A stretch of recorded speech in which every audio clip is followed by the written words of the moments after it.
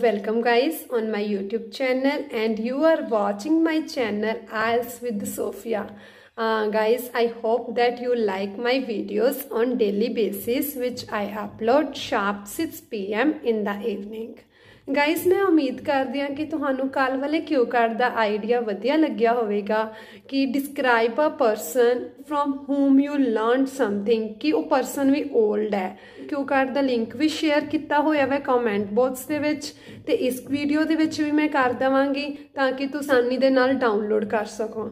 ठीक है, मैं सेकंड क्यू कार्ड अपलोड करन लगी हाँ। मैं उम्मीद करती हाँ कि इस क्यू कार्ड का भी तुहानू आइडिया पसंद आवेगा।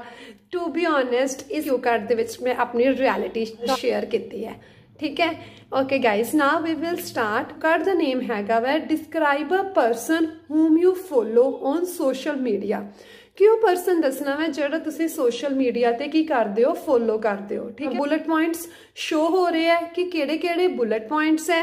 दैन सब तो पहला आपां इंट्रोडक्शन करते हैं क्यू कार्ड दी कि आपां इंट्रोडक्शन विच की बोल सकते हैं। Be honest I use social media less on daily basis कि मैं बहुत घट यूज करदा वा सोशल मीडिया डेली बेसिस ते तुहानू नाल सारा मतलब कि मैं रिटन भी शो किया वा। ठीक है, तो रीजन एदा यह है कि मैं अपना कंसनट्रेट लॉस कर देना वा अपने क्रूशियल टास्क तो। ठीक है, no doubt I follow that persons on social media openly मतलब अक्सर मैं उन्होंने ही फॉलो करता वा from home I can learn something. Social media ते भी टाइम लगाने का तो वो उदों फायदा ना जो अपने कुछ सीखने को मिलता हो। ठीक है, एंटरटेनमेंट के लिए व्हाट्सएप पे चैट करो, मैं भी करती हाँ, बट लैस करो यार इनू, क्योंकि तुहानू पता मेरे तो अगे ऐनक लगी हुई है। हाँ जी गाइस, एक मैनू गल दस्सिया जे मैं ऐनक ला के वीडियो बनावा ते विदाउट स्पेक्स तो बनावा। तुसीं मैनू कमेंट बॉक्स दे विच दस्सिया जे मैं किस तरह सोहनी लगदी है। ठीक है, फर्स्ट बुलेट पॉइंट हैगा वा हु ही और शी कि कौन है वो।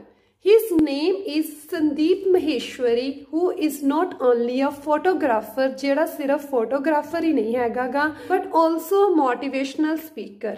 He 41 years old and born in New Delhi. He always teaches to public that nothing is impossible in everybody's life.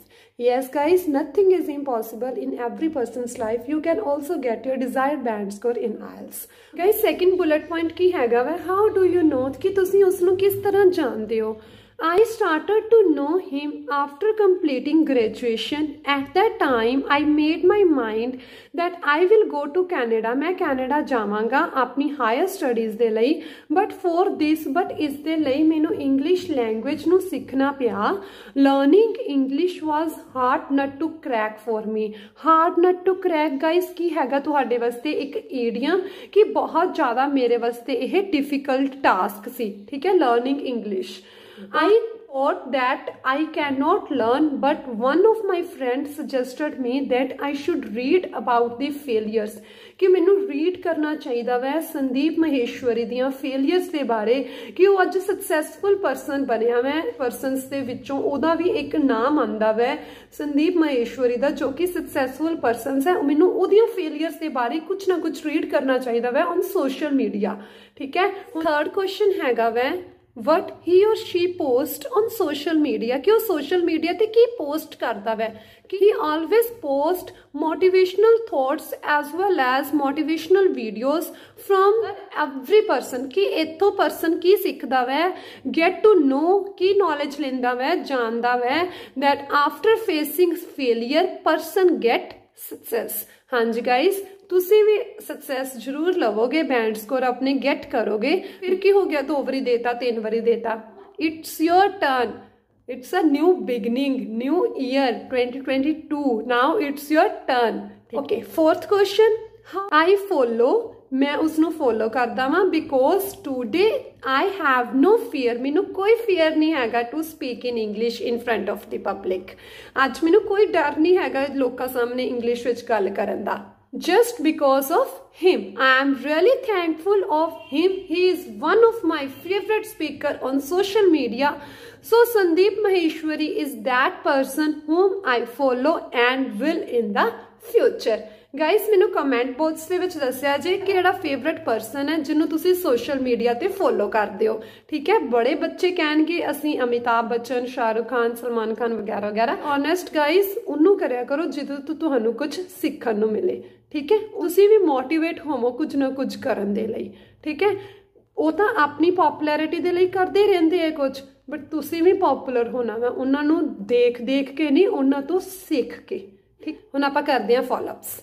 Guys, one thing more, that please subscribe my channel if you like the idea of this cue card, and also tell me in the comment box that how was my idea, and tomorrow I will upload the third cue card sharp 6 PM. Guys, first follow up हैगा वै what people can learn do on social media, कि लोग social media ते की सीख सकते हैं। In modern scenario, nothing is impossible to do on social media. आजकल कुछ भी impossible नहीं हैगा। Human beings can search everything regarding their health, studies, business and many more facts. They can do online shopping within a few seconds.